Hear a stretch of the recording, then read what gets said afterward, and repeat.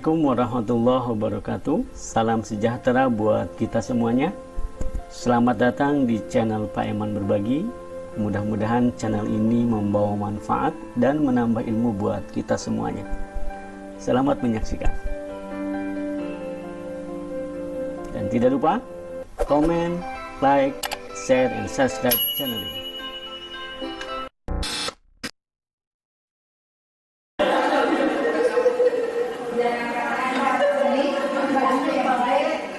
Nah, ikutan dulu.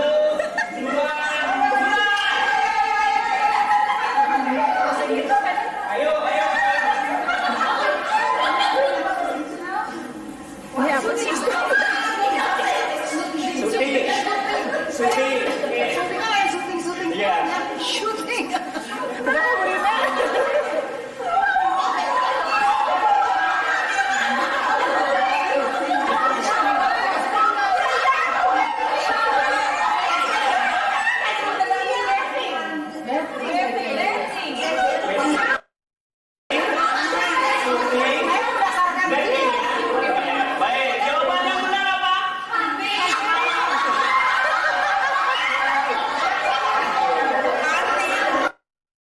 Tapi mudah-mudahan insya Allah bisa kita akan hari apa sebetulnya kita share secara program. Baik Ibu-Ibu, tadinya saya mencoba ingin menggabungkan beberapa hadis sesuai dengan request teman-teman. Karena kalau bahas satu pertemuan satu hadis kayaknya selesainya berapa tahun ya? Ada 40 hadis gitu ya. Tapi pas saya baca ternyata hadis ini memang tidak bisa disambungkan dengan yang lain bahasanya.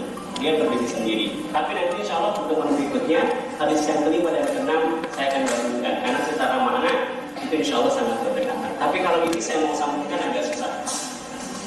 Tapi mudah-mudahan insya Allah justru dengan begitu kita mendapatkan banyak kesempatan untuk bisa terus mencari ilmu. Baik, seperti biasa kita akan baca dulu hadisnya. Mudah-mudahan kita mendapatkan pahala membaca hadisnya. Buat ibu-ibu dan teman-teman yang tidak membawa, saya sudah ambilkan juga di depan. Kita baca sama-sama ya. Saya berdiri dulu, ibu-ibu kemudian ikuti. Insya Allah nanti bacanya pelan-pelan. Baik, sudah dibuka semuanya di bawah. Yang lupa membawa atau tidak membawa boleh lihat ke layar.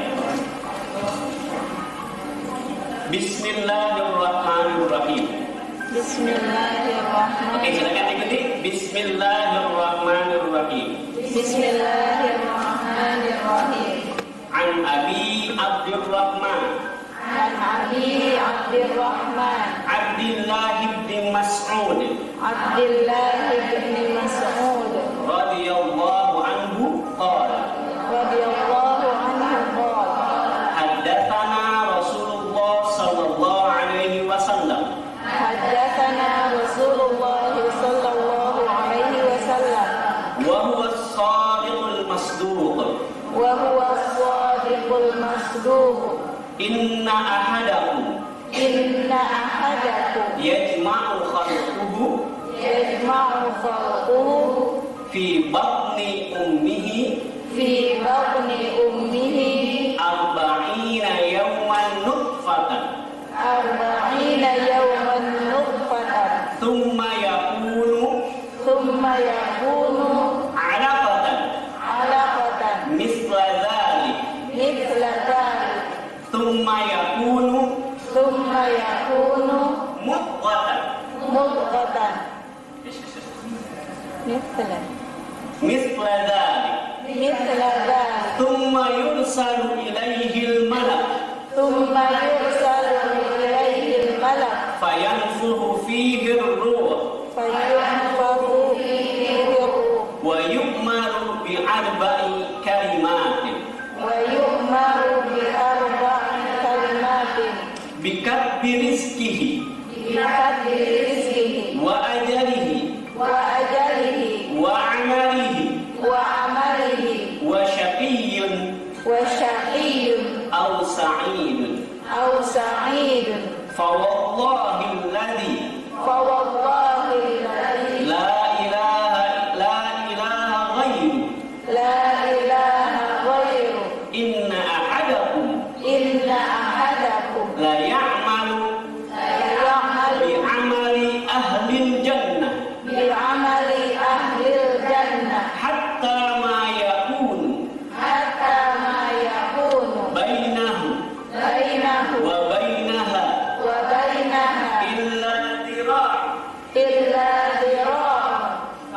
fayasbiqu fayasbiqu alaihi alkitab alaihi alkitab fayamalu fayamalu bi'amali ahli an-nar bi'amali ahli nar fayadkhuluha fayadkhuluha wa inna ahadakum wa inna ahadakum la ya'malu la ya'malu bi'amali ahli an-nar bi'amali ahli nar hatta ma yakunu hatta ma yakunu bainahu bainahu wa bainaha wa bainaha illa dhira' illa dhira'un fayasbiqu fayasbiqu alaihi alkitab alaihi alkitab fayamalu fayamalu bi'amali ahli al-jannah bi'amali ahli jannah fayadkhuluha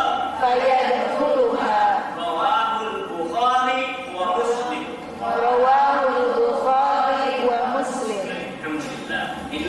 Itulah redaksi sanad dan matan hadis yang keempat yang akan kita sama-sama bahas insyaallah. Baik, Ibu dan Bapak Allah Subhanahu wa taala.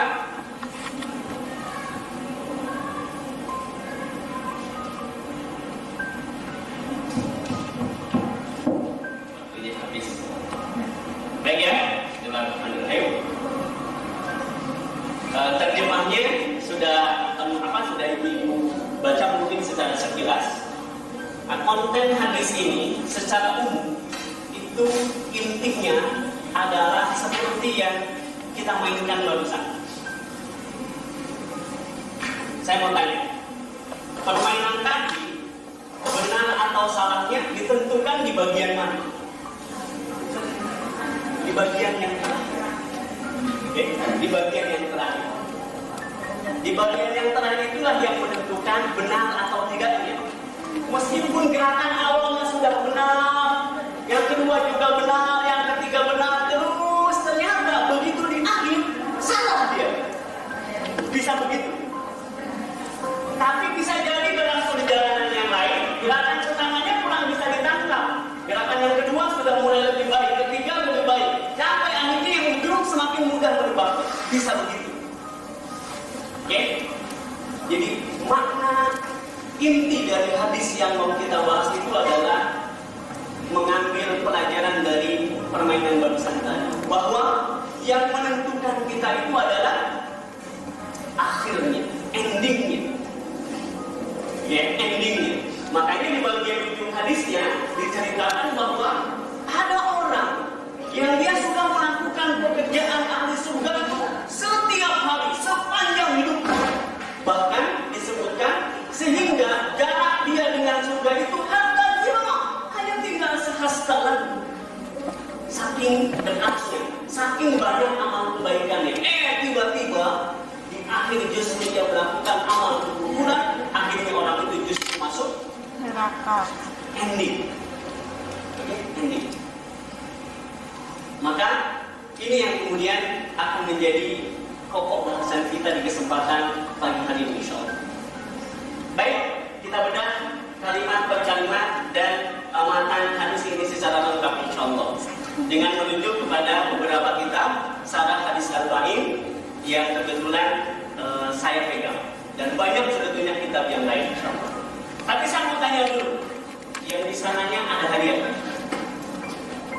Siapa yang meriwayatkan pertama kali hadis ini? Dari siapa? Dari An-Nabi Abdurrahman Abdillah bin Mas'ud. Pertanyaan saya, siapa nama aslinya orang ini? Ya, An-Nabi Abdurrahman Abdillah bin Mas'ud. Siapa nama aslinya? Abdillah. Yes, nama aslinya adalah Abdillah. Adapun yang depan itu disebutnya kunyah. Nah, itu ya. Yang melekat di orang-orang Arab biasanya didekatkan dengan bapaknya siapa atau anaknya siapa, itu namanya kunyah. Nama aslinya adalah Abdullah. Jadi Abdullah ini adalah anaknya siapa? Anaknya Mas'ud. Bapaknya siapa? Bapaknya Abdullah. Nah, cerita tentang Abdullah bin Mas'ud menarik. Di beliau ini, ketika Nabi Muhammad SAW diutus pertama kali, suara saya kedengaran ya? Kedengaran. Ini soalnya habis baginya, baik saya pegang-pegang juga nggak ngaruh soalnya. Jadi action aja nih bang. Jadi ketika Rasulullah diutus pertama kali ke Mekah, Abdullah ibnu Mas'ud itu usianya masih muda, masih remaja, bahkan masih, ya kalau kata kita mungkin masih anak-anak lah, tapi bukan anak-anak kecil banget, karena dia sudah punya pekerjaan. Pekerjaan dia adalah tukang menggembala kambing, mirip salah seorang tokoh kota Mekah yang banyak sekali hartanya. Nah satu waktu ketika Abdullah bin Mas'ud sedang menggembalakan kambingnya, tiba-tiba ada orang yang belum dia kenal, 2 orang. Tapi dari penampakannya orang ini rapi, baik. Akhirnya singgahlah 2 orang ini ke tempat kebetulan Abdullah bin Mas'ud sedang menggembalakan kambingnya, dan 2 orang ini sedang dalam keadaan haus. Akhirnya ia pun meminta kepada Abdullah bin Mas'ud, tolong dong, saya haus banget. Boleh nggak saya minta air susu dari kambing yang kamu sedang gembalakan? Saya lihat banyak kambing-kambing yang sedang menyusui. Lalu apa jawaban Abdullah bin Mas'ud?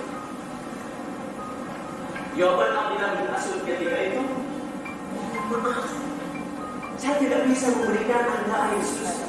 Kenapa? Karena ini bukan kambing saya. Saya hanya tukang yang diamanani untuk menggembala kambing. Dan 2 orang itu tidak memaksa. Justru 2 orang ini senang dengan jawaban Abdullah bin Mas'ud. Tapi karena 2 orang ini sudah sangat haus sekali, mungkin kalau tidak segera minum akan berbahaya. Akhirnya 2 orang ini tetap memaksa, tapi dengan cara begini. Baiklah kalau begitu, tapi izinkan saya lihat ada kambing kurus di sana, kambing perempuan. Boleh nggak dibawa ke sini? Dibawalah oleh Ibnu Mas'ud kambing yang dimaksud tadi. Oleh Abdullah bin Mas'ud dibawa, kemudian sama orang itu didoakan.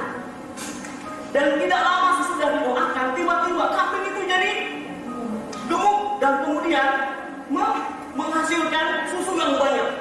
Jadi tiba-tiba kalau kayak kita tuh jadi kurus, jadi gemuk, jadi molar gitu. Kemudian susunya jadi banyak. Dan dari situlah kemudian diperas sebanyak-banyaknya sampai habis, sampai 2 orang ini minum, bahkan ada sisanya. Abdullah bin Mas'ud pun sampai bisa minum dari susu itu. Dalam benaknya, ini orang siapa? Oh hebat banget. Cuma dibaca-bacain doang, itu kambing bisa langsung mengeluarkan air susu. Nah singkat cerita, didapatilah bahwa ternyata orang itu adalah Rasulullah bersama Abu Bakar. Lalu tidak banyak halang, tidak banyak cincong, Abdullah bin Mas'ud langsung bisa, wahai orang asing, tolong ajarkan saya sehingga bisa menjadi seperti Anda seperti ini. Lalu sama Rasulullah kepala Ibnu Mas'ud itu diusap-usap. Diusap sambil didoakan oleh Rasulullah, doakan kebaikan buat beliau. Dan sesudah disampaikan bahwa dia adalah Rasulullah, bahwa ini adalah Abu Bakar, maka saat itu juga Abdullah bin Mas'ud langsung menyatakan syahadat kepada Allah Subhanahu wa Ta'ala, langsung masuk Islam. Nah setelah pertemuan itu, di kesempatan berikutnya, saking inginnya dia dekat dengan Rasulullah itu, maka dia rela untuk dijadikan budak, dijadikan pembantu. Jadi saya mau berhenti sebagai tugas saya dari penggembala kami. Saya mau ikut kamu, saya mau ikut Rasul. Terserah mau jadi, saya mau siap membantu. Sehingga akhirnya sampai akhir hayatnya, sampai Rasulullah meninggal, sampai Rasulullah yang kemudian menyebarkan Ibnu Mas'ud itu adalah pembantunya Rasulullah. Kemanapun Rasulullah pergi, Ibnu Mas'ud ada.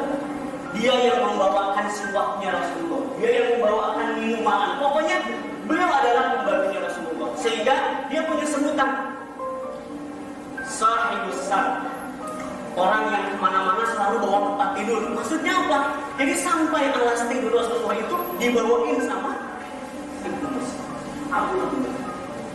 Dan saking dekatnya beliau dengan Rasulullah, maka para sahabat itu sering menjuluki dia itu adalah potret Rasulullah. Jadi kalau mau lihat Rasulullah kayak gimana setiap hari, tuh dia sehari-harinya, setiap harinya Ibnu Mas'ud itu adalah orang yang dekat dengan Rasulullah SAW. Makanya Imam Bukhari dan Imam Muslim ketika datang dari Ibnu Mas'ud, dia tidak panjang cerita, langsung kemudian dinyatakan sebagai hadis. Insya Allah hadis ini sahih, dan ini adalah kesaksiannya Ibnu Mas'ud langsung. Jadi Ibnu Mas'ud itu mendengarkan langsung ketika Rasulullah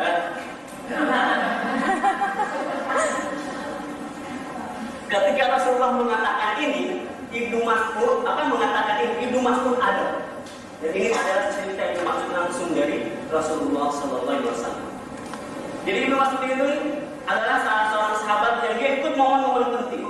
Bai'atul Ridwan dia ikut. Bai'atul Ridwan itu kan sejarah di mana Rasulullah ingin mengikat janji pada sahabatnya di bawah pohon Ridwan. Dan ketika itu di saat-saat sebelum peristiwa Fathu Makkah kan, pokoknya ini untuk mengikat mempererat.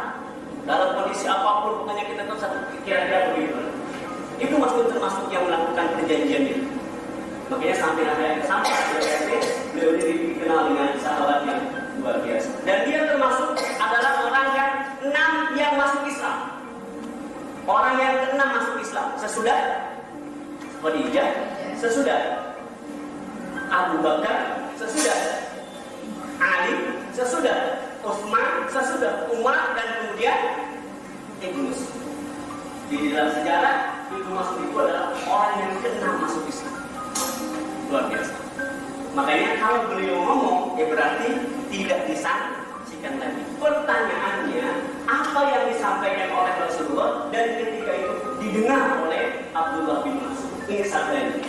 Kata Rasulullah, inna ahadakum yajma'u khalquhu fi batni ummihi 40 yawman.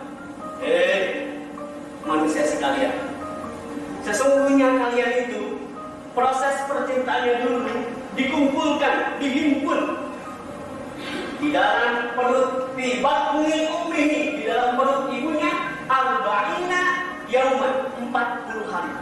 Dalam bentuk apa? Dalam bentuk nutfah. Nutfah itu apa? Dia masih pertemuan antara sperma dan ovum, atau disebut dengan zigot. Dalam bahasa kita itulah zigot. Jadi proses perkembangan janin di dalam rahim seorang ibu, maka faktor yang paling menentukan itu adalah 3 kali 40 hari atau dalam masa 120 hari. 40 hari yang pertama Allah bentuk dalam bentuk zigot tadi, nutfah kalau bahasa hadisnya, bahasa Al-Qur'annya. Dan kemudian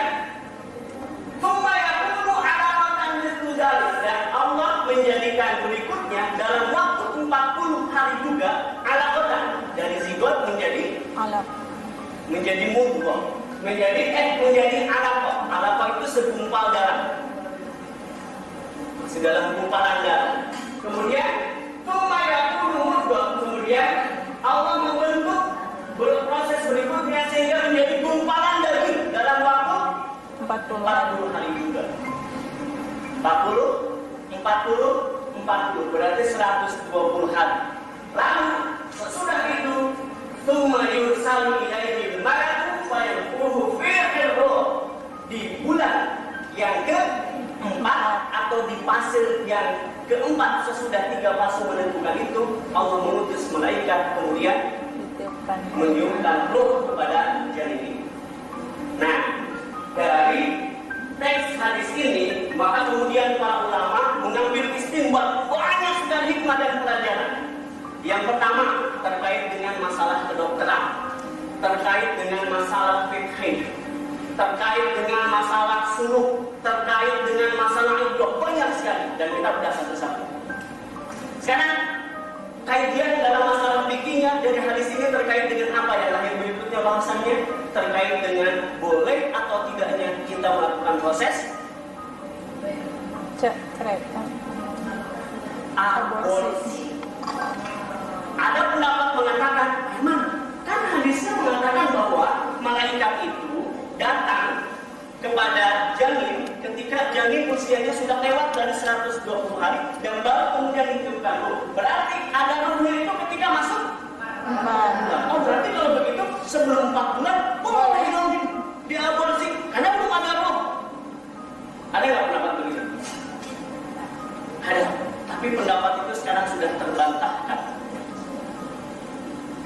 Meskipun dari zaman dulu pendapat yang mengatakan itu sebetulnya sangat lemah, sangat lemah. Jadi dari zaman dulu para ulama sebetulnya sudah menentukan bahwa baik usia 40 pertama, 40 kedua, 40 ketiga tetap hukumnya haram melakukan proses aborsi. Karena baik itu nutfah, baik itu alaqah, baik itu mudghah, dia tetap sudah menjadi khalqun akhar, sudah menjadi makhluk yang baru. Bahkan dalam dunia kedokteran sekarang, meskipun belum 4 bulan, dia sudah bisa dideteksi ada dengan detakan jantungnya kan. Padahal dulu ya, kalau sama bidan, kalau belum 4 bulan belum kedengaran kan, karena itu masih kayu kan. Kesini dikit, alatnya ada kabel-kabelnya gitu kan. Tapi tetap dia baru mendeteksi ketika usia kandungan sudah di atas, sudah masuk 4 bulan. Tapi sekarang sudah bisa. Makanya pendapat yang mengatakan boleh melakukan aborsi sebelum usia 4 bulan itu terbantah. Dan memang dari zaman dulu tetap mengharamkannya. Gitu ya. Jadi usia 40 pertama, kedua dan ketiga itu masa yang menentukan. Kemudian lahir kajian fikih berikutnya, kenapa wanita yang misalkan ditinggalkan oleh suaminya baik karena meninggal atau karena misalkan perceraian, maka wanita itu tidak boleh menikah ketika sudah lewat masa iddah. Berapa masa iddahnya? 3 bulan juga. 3 kali. 3 kali suci.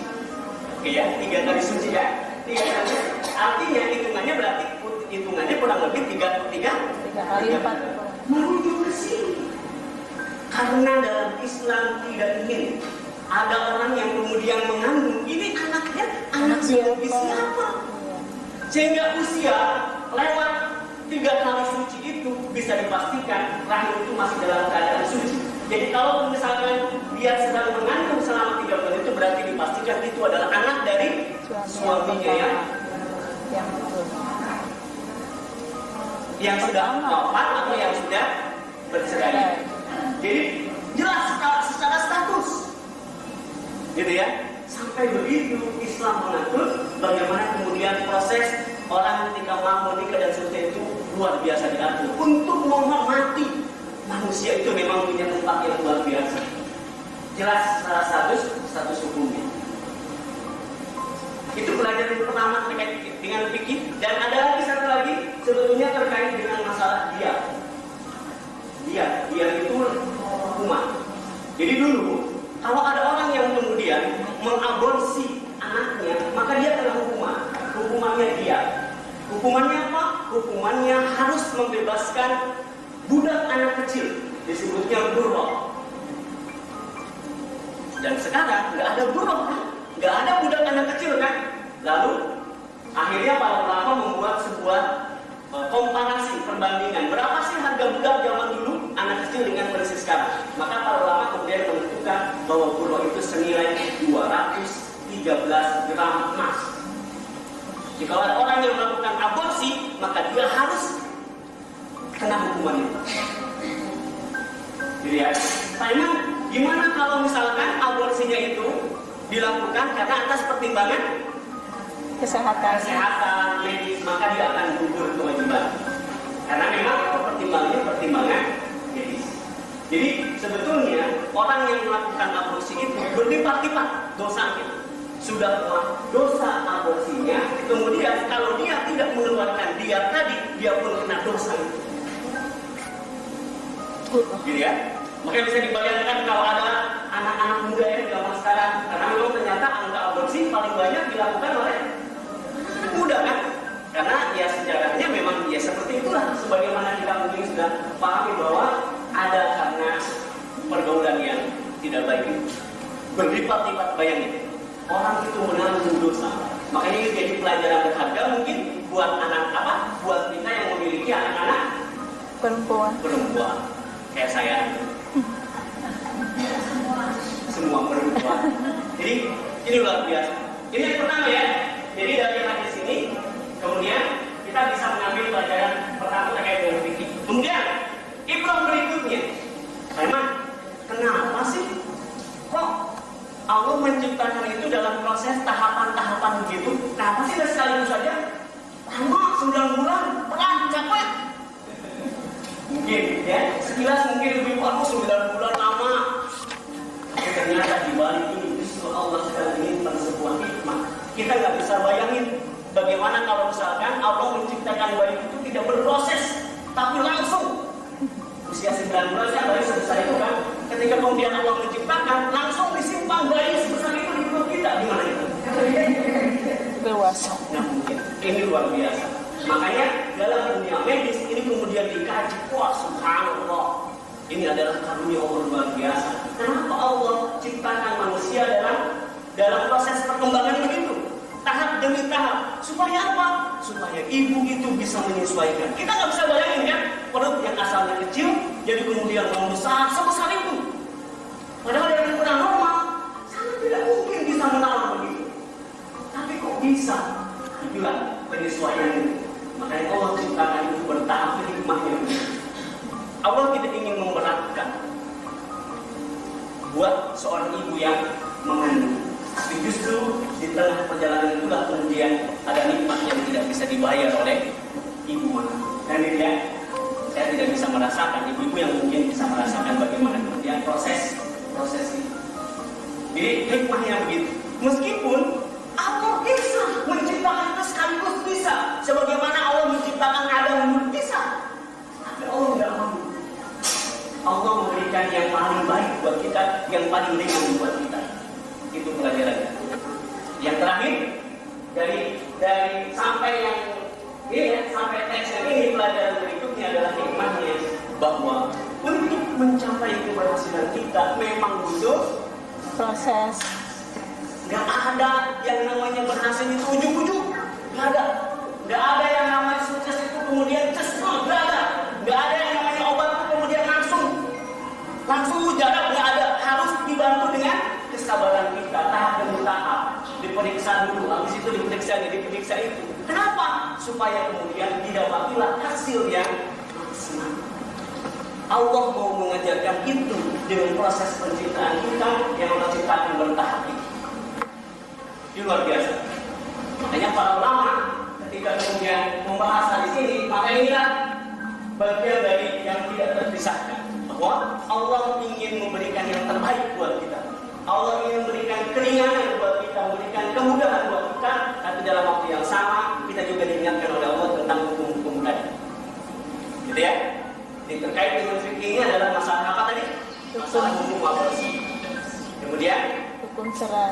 masalah diat tadi ya, itu jadi wajib buat orang yang melakukan aborsi. Jadi kalau misalkan ada orang yang melakukan aborsi, aku bisa beraborsi padahal bukan karena pertimbangan kesehatan, maka ingatkan, Anda kena kewajiban dia 213 gram emas. Berarti kalau dinilai rupiah berapa? 6 juta. 106 juta kurang lebih ya. Dia harus bayar. Gitu. Oke? Itu yang dia melakukan aborsi bukan karena pertimbangan medis tadi. Dan yang menentukan medis itu siapa? Ya dokter. Untuk keselamatan. Biasanya ya, keselamatan ibunya dan sebagainya. Tanpa itu tidak ada. Lalu kalau ada dokter yang kemudian melakukan proses aborsi dan dia mau dengan alasan yang tidak sah tadi, itu banyak ya dokter yang melakukan, maka dia kena kewajiban. Tidak mau ya. Kalau tidak mau. Artinya kena kepada kewajiban menanggung dosanya. Menanggung dosanya. Kalau kewajiban mengeluarkan diatnya buat yang melakukan aborsinya, tapi si dokternya kena tanggungan dosanya. Makanya dokter itu luar biasa tanggung jawab ya. Tapi zaman sekarang libat saja kan.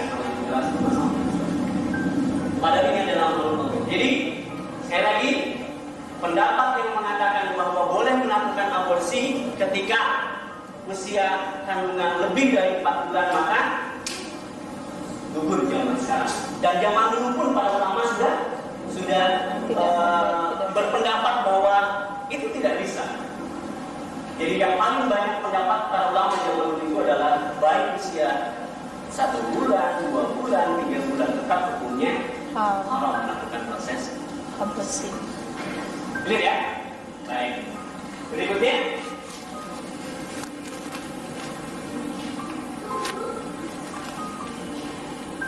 Tumayur salu ilaihi fayanfuh. Oke. Fayanfuh fihi ruh. Maka kemudian datanglah diutuslah malaikat dan meniupkan ruh. Wa yu'maru bi arba'i kalimat. Dan kemudian malaikat itu diperintahkan oleh Allah Subhanahu wa taala untuk menentukan 4 ketetapan. Ini disebut dengan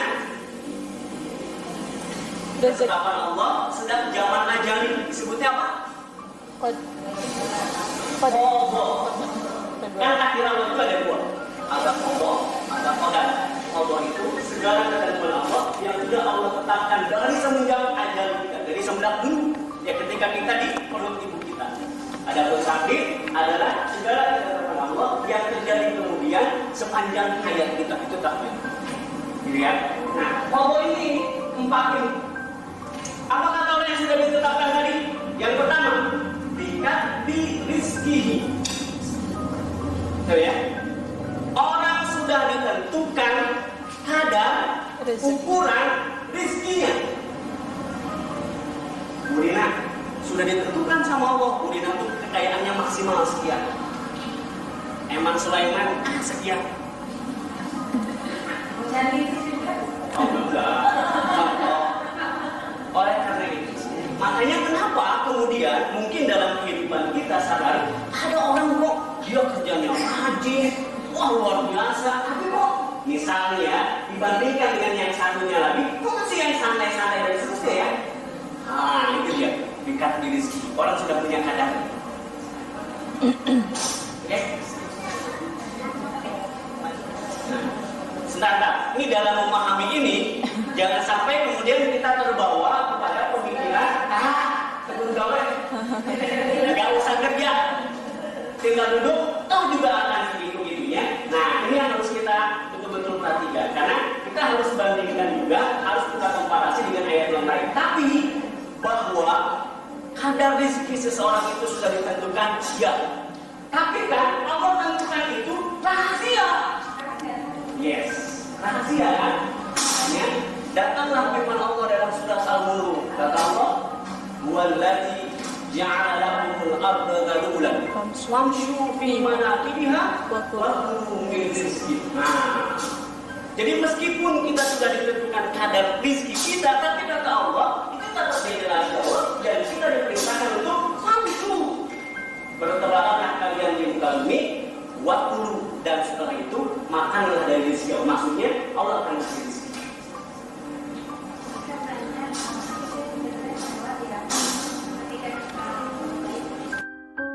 Nah ini hikmahnya buat kita sebetulnya untuk menjadi pengerem buat kita agar kita bisa menjadi orang yang bersyukur. Karena dalam satu ayat Allah mengatakan walau basatallahu rizqa, kalau seandainya Allah mau melapangkan rezeki semua makhluk kata Allah bisa. Tapi kata Allah la bagau, yakin aku nanti mereka pasti akan berpaling kalau semua diberikan dilimpahkan. Tapi kata Allah walakin anzalnahu bil qadar. Akan tetapi Allah menurunkan rezeki itu dengan jadi bahasa sederhana saya, nggak usah nguyuk kita dalam mencari masalah rezeki, tapi bukan berarti menghilangkan ikhtiar. Kalaupun kemudian Allah berikan segitu, ya itulah kadar rezeki kita. Kalaupun kemudian ternyata belum sampai kepada apa yang kita inginkan, mungkin Allah juga belum menyampaikan kepada kadar rezeki kita seberapa. Karena itu tetap menjadi rahasia Allah Subhanahu. Yang jangan sampai rugi. Karena ini ya, kita memahami bahwa kadar rezeki itu bahwa kemudian pokoknya mau kita berusaha karena kalau orang usaha pasti dapat gitu. Nah begitu kita kemudian melakukan itu akhirnya kita melupakan kewajiban kita kepada Allah, melupakan ibadah karena urusan ini. Nah itu yang sampai sombong. Nah sombong dan seterusnya kalau sudah dapat gitu, ini mah hasil usaha saya dan kan terbukti kan baik dari zaman dulu maupun zaman sekarang ternyata terbukti orang itu cenderung tidak bersyukur kata Allah. Qalilan ma tashkurun.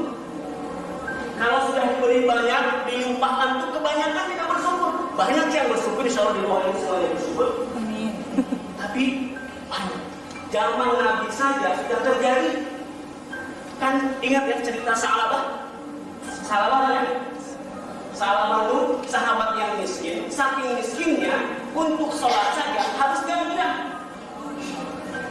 Jadi diamati oleh Rasulullah Sa'labah ini, kok Sa'labah, kok kamu terlambat terus sih kalau sholat, masbuk terus? Kata Sa'labah, ya Rasulullah, saya tuh bukan nggak mau tepat waktu, cuman kalau saya kemudian jadi kadang terlambat, kadang buru-buru. Yang sering itu buru-buru. Buru-buru itu artinya habis sholat, cus, kemana sih Sa'labah? Bingung ya, nggak ada, kemana nih? Kan? Ternyata kalau saya berlama-lama di sini, istri saya masuk Rasulullah. Emang kenapa? Karena untuk alat sholat ini saya biasa. Ya Sa'labah minta kan? Kalau begitu doain saya deh supaya saya dilimpahkan rezekinya sama Allah. Maka Rasul pun mendoakan Sa'labah kan? Doain Sa'labah kan? Sambil kemudian Rasulullah pun memberikan satu modal. Diberikan apa itu? Seekor kambing kan? Nih, sebagai modal dalam usaha kamu dikasih kambing. Itulah contoh ya. Jadi kalau kita ingin berbuat baik kepada orang, sebentar langsung jangan cuma doain aja. Kalau udah jelas-jelas orang itu perlu bantu, ya bantu gitu ya. Saya doainnya mudah-mudahan kamu keluar dari kondisi ini. Sementara orang itu nggak makan hari itu dan kita tahu posisinya dia nggak punya, itu jangan sampai. Rasulullah itu begitu ya. Jadi nggak hanya doain, nih kasih. Dan ternyata dalam kasus perjalanannya berkembang dia kan. Ujian datang. Ketika beranak, sudah mulai beranak. Ujiannya apa berupanya kamu? Dia sudah mulai datang terlambat. Yang biasanya selalu tepat waktu ketika sholat pun dia masuk terus. Kata Rasulullah, Sa'labah, sekarang kamu terlambat terus sih? Ya Rasulullah, sekarang tenaga saya banyak soalnya. Boleh? Berikutnya bukan lagi terlambat, tapi tidak ke masjid. Karena alasan itu. Dan puncaknya, ini ujian paling besar kan? Ketika datang kewajiban zakat kepada Sa'labah, dia enggan mengeluarkan. Karena kata dia, anak aja, ini usaha saya. Orang itu begitu. Itulah makna firman Allah, la taghaw fil ardh. Niscaya mereka akan berpaling di muka bumi. Artinya seenaknya, semaunya, sesukanya. Dan Allah nggak ingin itu. Makanya Allah katakan, walakin anzalnahu biqadar. Baik ya.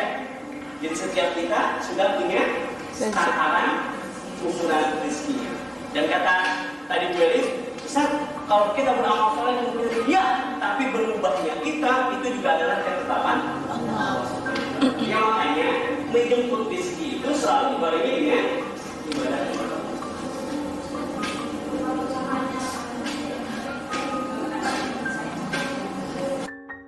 Rezeki itu adalah hak Allah. Dan yang akan diberi rezeki oleh Allah itu semua makhluk. Ingat, rezeki itu bukan hanya Allah berikan kepada orang beriman ya.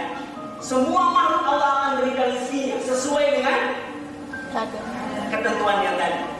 Nah, ketika ada orang yang kemudian dia kok berpaling dari jalan Allah, dia kok selalu tidak melakukan ibadah, dia kok begini, tapi kok hartanya bertambah banyak, apakah itu kemudian bentuk pemurah Allah? Tidak.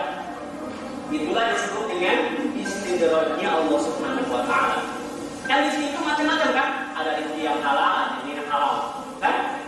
Rezeki itu pemberian yang kemudian diberikan oleh Allah Subhanahu wa Ta'ala melalui sebuah mekanisme alam disebut dengan hukum sunnatullah. Kalau orang berusaha, dia akan mendapatkan sesuai dengan usahanya.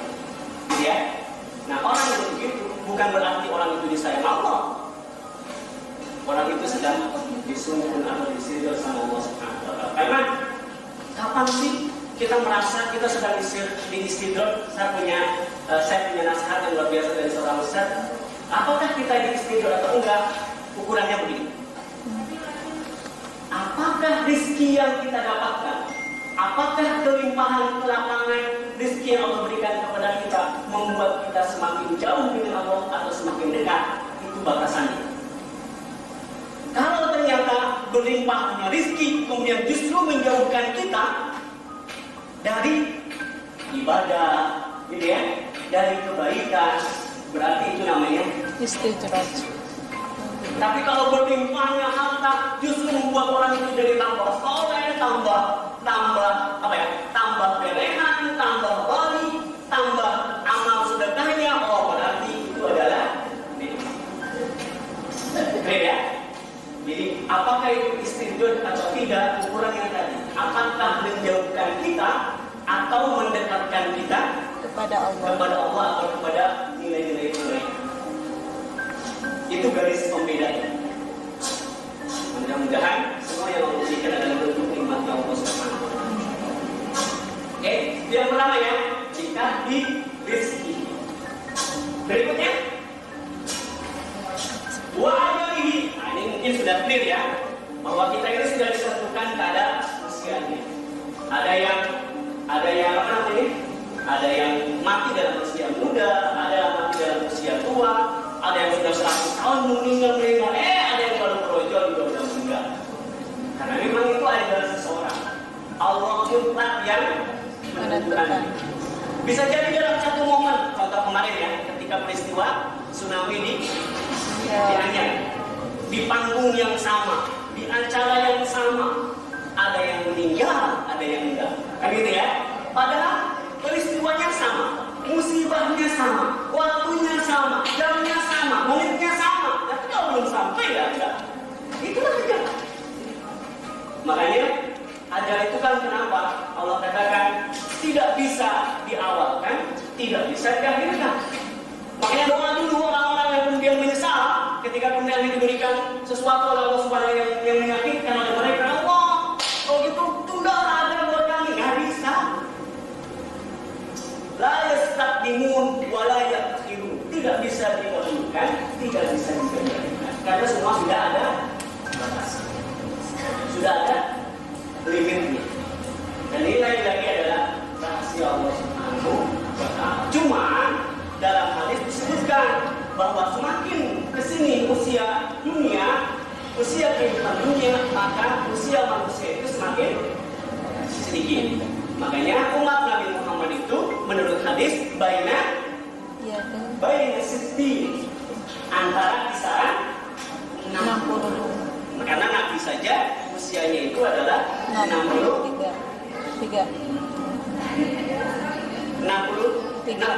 tahun.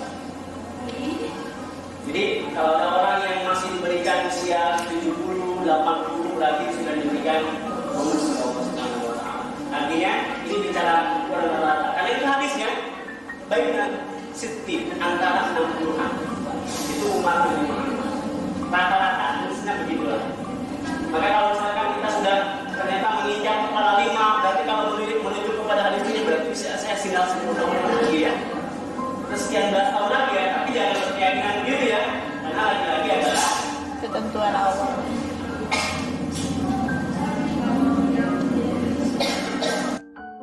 Ulama maknanya itu adalah lebih kepada makna apa? Bukan makna hakikinya, tapi makna tersembunyinya. Maksudnya begini, ketika orang lagi silaturahmi, kan dikenal banyak orang, betul ya? Datang ke situ, mau buti apa? Orangnya bagus, suka silaturahmi sama saya. Buti lagi orang silaturahmi, sehingga meskipun orang itu sudah meninggal, namanya masih dikenal. Ya, ya, jadi bukan berarti kemudian yang sudah diponis 63 jadi 80 karena dia lagi silaturahmi. Jadi maknanya di sana. Jadi meskipun orang itu sudah meninggal, tapi namanya masih tetap ada, seperti dia masih hidup, masih diceritakan orang, masih orang mengaguminya, orang masih menyangka kira-kira begitu. Itu makna dipanjangkan umur dalam hadis. Silaturahmi. Ya, tidak. Lanjut. Berikutnya apa? Wa amalihi.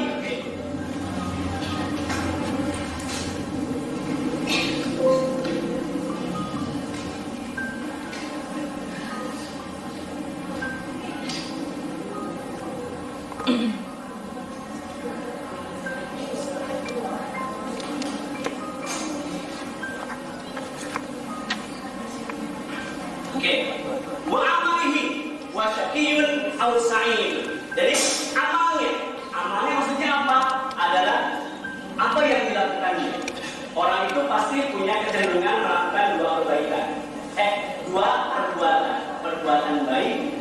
itu, bahwa itu sudah menjadi bagian dari garis yang Allah takdirkan kepada setiap orang. Orang punya dua kesempatan. Nah, tapi yang menariknya adalah yang terakhirnya, wasyaqiyun aw sa'id. Di situ artinya apa? Antara bahagia dan Sengsara. Maksudnya apa? Maksudnya adalah orang itu sudah ditentukan apakah dia ahli surga atau neraka. Sudah ditentukan. Jadi wahai ketika masih usia berapa tadi? 4 bulan ya, masih girl gitu kan, kata mereka kan di kamu sekian, ada kamu sampai sekian, ini amal yang bisa kamu lakukan tetap sekian, kemudian apa kamu surga atau neraka nih, kamu surga sudah ditentukan. Nah, ini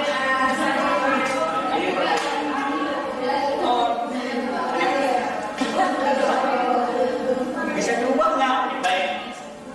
Pertanyaan itu ditanyakan juga oleh sahabat. Jadi satu waktu itu Nabi Muhammad SAW ini diriwayatkan oleh Imam Muslim ya, hadisnya cukup panjang.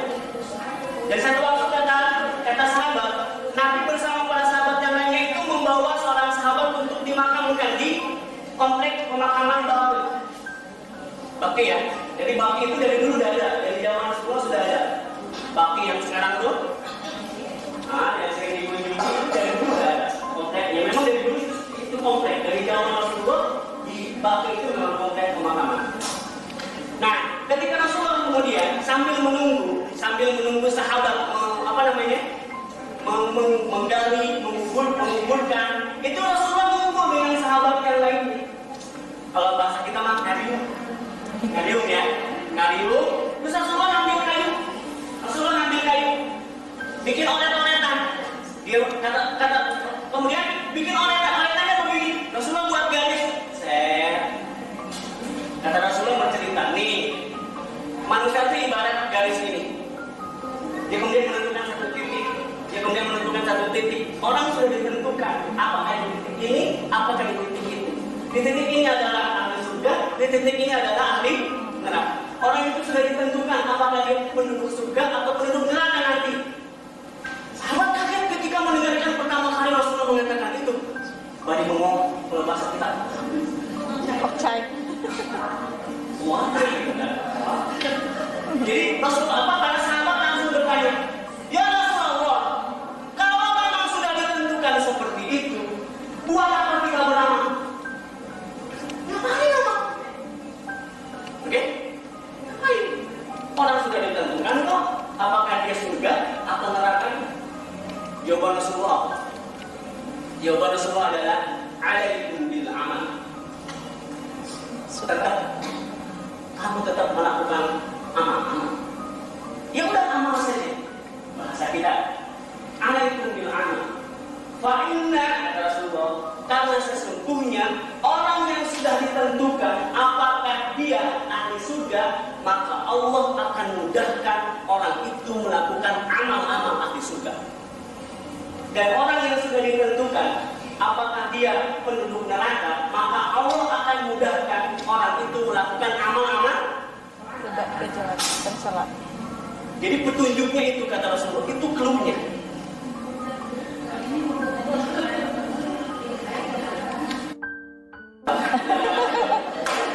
Nah, bertahap.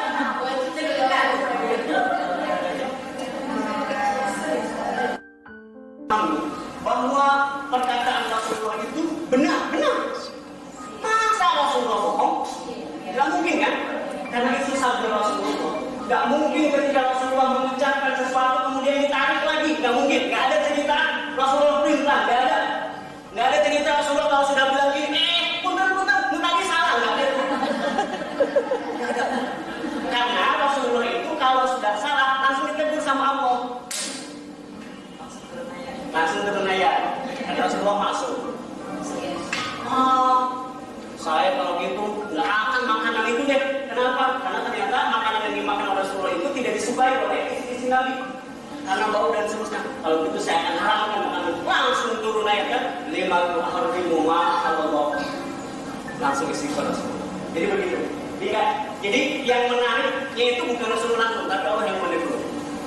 Nggak ada cerita. Makanya kalau tidak ada teguran dari Allah, berarti perkataan Rasulullah itu benar. dan konteks ini benar adanya. Cuma harus kita maknai, harus kita dalami. Nyambung ke sahabat tadi ya. Sahabat tadi bertanya, buat apa kita beramal? Jawaban Rasulullah, alaikum bil amal. Tetap saja beramal karena orang yang sudah ditentukan ahli surga itu Allah akan mudahkan orang itu untuk melakukan amal-amal ahli surga. Dan orang yang sudah ditentukan di neraka itu dia akan dimudahkan untuk melakukan amal-amal ahli neraka. Pelajaran yang buat kita berarti, oh baik, kita nggak tahu. Ini rahasia Allah kan. Meskipun kita sudah ditentukan oleh Allah, wahai manusia iman, kamu itu adalah ahli jannah. Dan semuanya itu saya.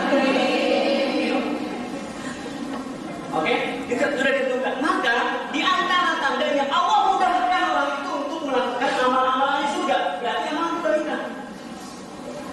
Nah, tapi ingat, kapan kita melakukan amal kebaikan itu?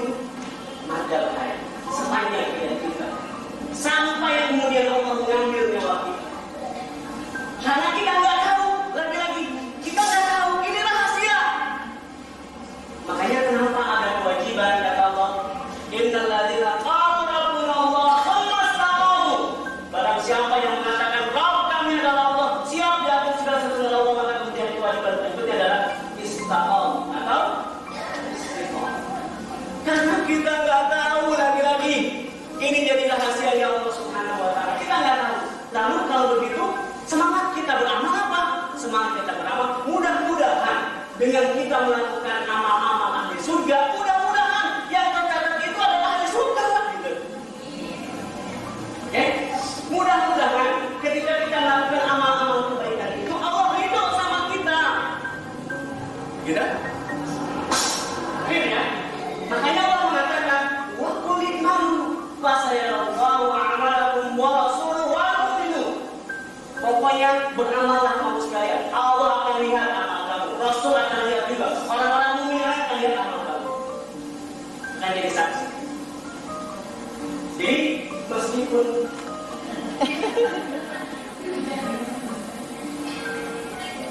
oke, jadi meskipun memang sudah ditentukan oleh Allah apakah kita adalah syaqiyun atau sa'idun, tapi tetap itu menjadi rahasia Allah Subhanahu wa Ta'ala. Makanya sahabat Sufyan As-Tsauri itu luar biasa. Malu saya. Kita semua malu. Dalam kitab ini disebutkan bagaimana respon Sufyan As-Tsauri ketika datang hadis ini, bagaimana ketika beliau menyimak hadis ini. Tidak henti-hentinya Sufyan As-Tsauri itu baka itu apa? Nangis ketika membaca hadis ini. Kenapa? Karena Sufyan As-Tsauri adalah khawatir. Aduh, saya nanti adik saya gimana ya?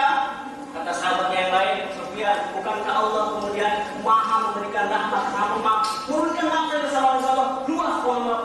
Iya, yakin Allah itu memberikan maaf. Tapi aku tak tahu akhir hayat aku itu adalah syaqiyun atau sa'idun. Selevel Sufyan As-Tsauri saja ketika kemudian membaca, mengkaji hadis ini, karena kita semuanya menjadi rahasia buat kita. Hanya Allah yang tahu. Tidak ada makhluk manapun yang tahu. Iman sampai Nabi Muhammad pun tidak diberikan ilmu tentang si ini masuk mana, masih nggak ada. Karena itu rahasia personal Allah Subhanahu wa Ta'ala kepada setiap makhluk itu. Makanya ketika memang kalau begitu, meskipun kita sekarang sudah berhijab, kita sudah sholatnya tidak pernah tertinggal salat 4 waktu, belum ada jaminan. Kita nggak tahu lagi. Tapi mudah-mudahan dengan kita melakukan amal baik ini menjadi pertanda. Ketika Allah sudah memilih kita menjadi orang muslim sekarang, mudah-mudahan ini pertanda. Ketika Allah sudah memilih hati kita untuk menjadi orang mukmin, mudah-mudahan ini pertanda. Tinggal bagaimana? Ini adalah bagaimana kita bisa terus Istiqomah. itu. Karena ada orang tadi kata Nabi, orang yang melakukan amal di surga sepanjang hidupnya hatta antara dia dengan surga jaraknya zero sahasa, tapi dia melakukan amal ahli neraka dan itu menjadi kufur dan dia pun masuk neraka. Ada kan? Ada orang saleh kan diceritakan dalam hadis yang luar biasa. Ini orang yang saleh perbuatannya, nggak pernah melakukan keburukan. Satu waktu dia iseng melakukan keburukan. Apa yang dilakukannya? Berzina. Minum khamar dulu. Khamar dulu ya. Dia minum khamar. Kumaha sih? Gimana sih rasanya? Khamar itu penasaran dia.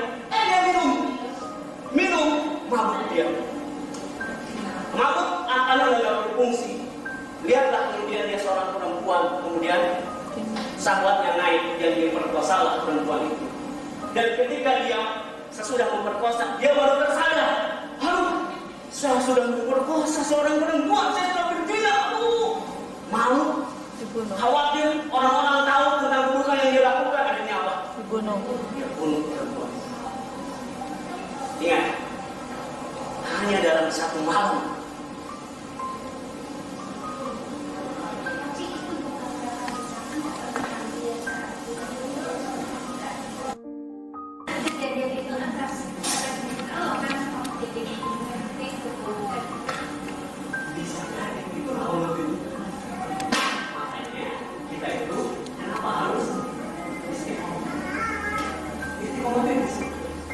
Karena lagi-lagi kita rahasia.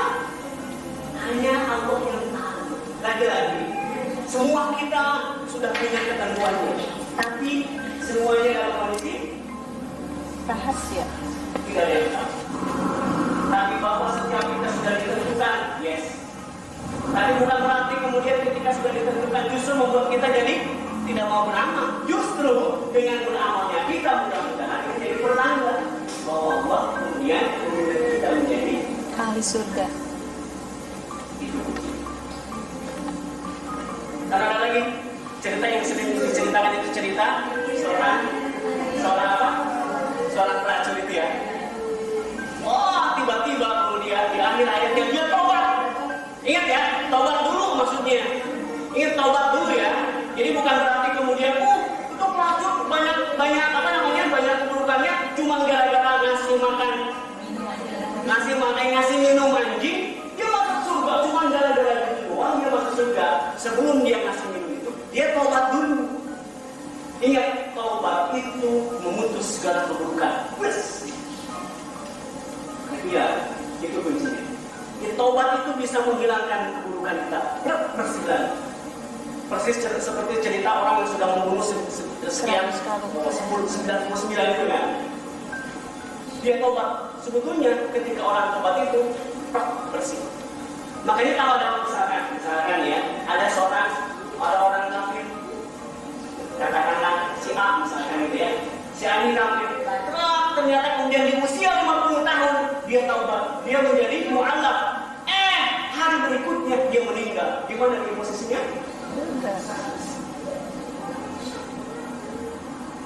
Kenapa? Karena dosa dia ketika dia sudah taubat bersih oleh Allah Subhanahu wa taala. Dan pembunuh itu dia ternyata timbangan kebaikannya baru melangkah kan?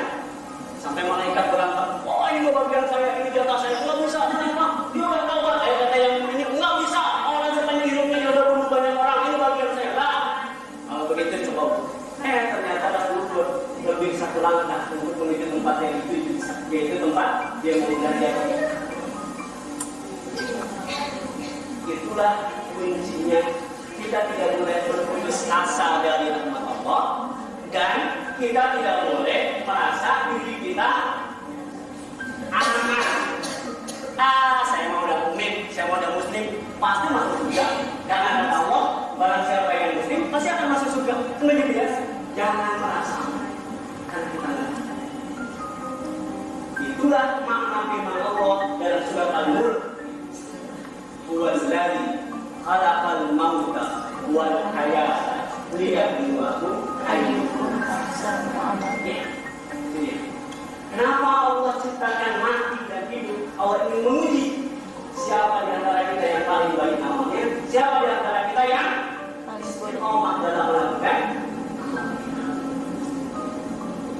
kuncinya. menurut saya belum tentu ahli surga.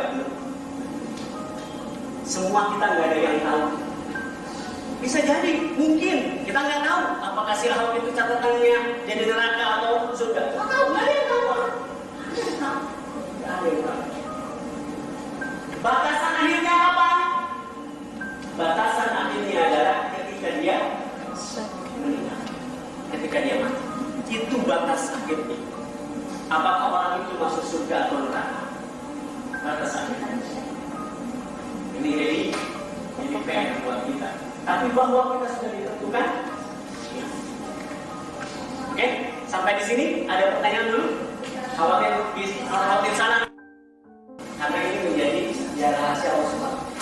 Kita nggak tahu apakah orang itu misalkan meskipun sudah diprotek, pokoknya jangan ada orang muslim manapun yang mendekat ketika ada saya mau baptis dia sampai kemudian dia baptis. Kalaupun misalkan orang itu akhirnya di akhir hayatnya betul-betul berubah keyakinannya, misalkan ya, akhirnya dia meyakini kebenaran yang diajarkan oleh istri, ini berarti dia sudah jadi kafir. Tapi kalaupun ternyata diupayakan sampai meninggal tidak bisa, meskipun hanya dikremasinya seperti Kristen, tapi dia tetap ketika meninggal masih memegang keyakinan kepada Allah Subhanahu Wa Taala. Karena ada yang tahu, ya, ada yang tahu. Dulu keluarga siapa? Keluarga Ammar saja ya, Ammar bin Yasir, si Ammar dia, Ammar kan dulu ketika diminta untuk mau kembali ke ajaran nenek moyang atau mau tetap ikut ajaran Nabi Muhammad. Ammar ketika sudah melihat bapaknya dibunuh, ibunya dibunuh Sumayyah kan, Yasirnya dibunuh kan, apa yang dilakukan oleh Ammar? Kalau itu saya ikut deh, tapi dalam hatinya kan enggak kan? Iya. Maka kata Nabi kata Abu Bakar, dia tetap menjadi seorang muslim. Karena kamu mengatakan itu bukan atas dasar hati. Jadi laki-laki yang tahu laki-laki adalah ini memang ini sangat personal. Hanya kita dan Allah yang bisa mempertanggungjawabkan segala sesuatu ini. Nah, kalau kayak itu kita kan tidak tahu ya. Kita tidak boleh mendoakan. Hamba nggak tahu akhir hayat si A, si B ini hanya kau yang tahu. Kalaupun misalkan si A meninggal dalam kondisi misalnya sedang memegang imam kepala, maka berikanlah bapak berikan juga ya redaksinya. Jadi dikembalikan. Oke, clear ya? Jadi dikembalikan kepada Allah Subhanahu. Oke, ada lagi? Clear ya? Jadi yang ditetapkan oleh Allah berarti berapa tadi? Rezeki, ajar, amal. Sama ada sebetulnya yang lain lagi dalam konteks yang lain, dalam keterangan yang lain. Apa itu? Coba. Ya, sudah juga ditentukan oleh Allah Subhanahu. Sudah menjadi rahasia itu. Oke, lanjut ya.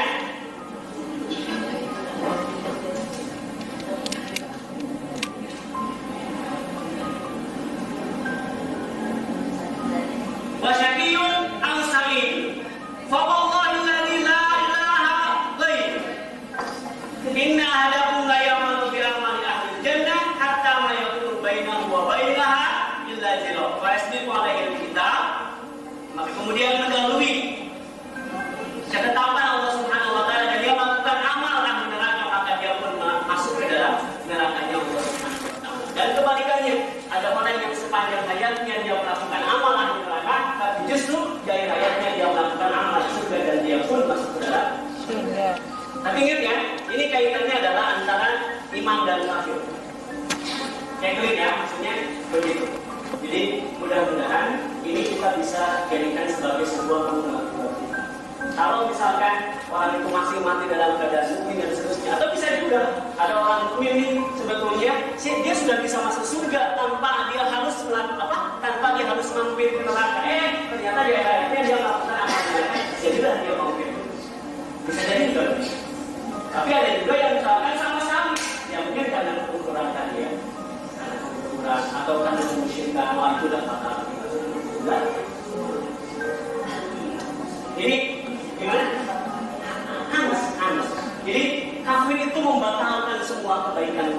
Sementara taubat itu membersihkan semua kesalahan. Itu bedanya. Itu yang menjadi garis buat kita. Sehingga jangan kita judge orang, lihat orang sekarang, lihat orang itu adalah ending. Jadi, Bina lagi. Jadi maksudnya kan, budaya mau pasti neraka orang budaya. Gitu. Ternyata ujung-ujungnya budaya berubah luar biasa. Kan banyak ya, mungkin dulu artis yang tidak bisa sangka-sangka ya. Dulunya luar biasa, dilaporkan berapa tapi yang tujuh dia kemudian berubah dan berpijak bersama sampai kemudian dia dipanggil oleh Allah Subhanahu wa Ta'ala. Kan ada ya? Gimana? Begitu juga sebaliknya. Ada orang, dia mau balik orangnya sampai main film pun main filmnya yang banyak. Dia mau perankan tokoh-tokoh yang baik. Bayangin tokoh Ahmad Dahlan. Kuat gitu ya. Kalau ini ya itulah hidayah. Makanya hidayah itu adalah sesuatu yang luar biasa maknanya, yang kemudian harus kita jaga, harus kita pelihara luar biasa. Cuman memang lagi-lagi PR-nya adalah istiqomah. Karena kita nggak tahu ending kita bagaimana. Karena kita nggak tahu endingnya seperti apa. Itu mungkin yang bisa saya sampaikan dari hadis yang keempat ini. Mudah-mudahan menjadi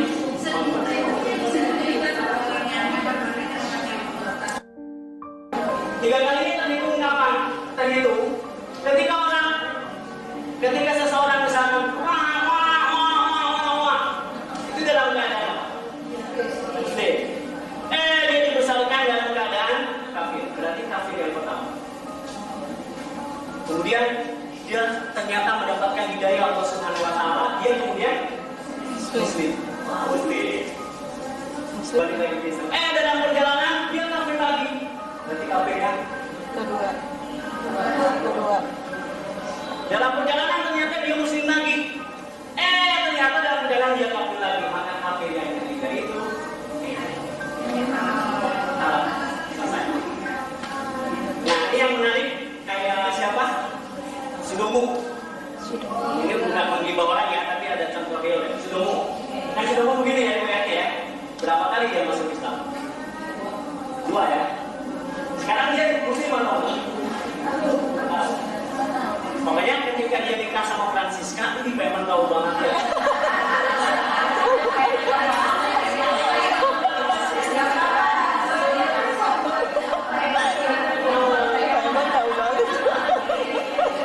Ketika dia nikah sama Francisca, dia jadi Kristen kan? Nah, ketika selesai dengan Francisca, apakah jadi muslim lagi? Dan kalau beliau ini kasusnya nih, kalau misalkan beliau kan sudah kafir, kemudian asalnya muslim, kemudian kafir, kemudian dia muslim. Kalau kemudian dia balik lagi kafir, pokoknya batasannya 3 tahun. 3 tahun. Dalam Al-Quran itu 3 tahun. Cuma lupa saya di surat apa gitu.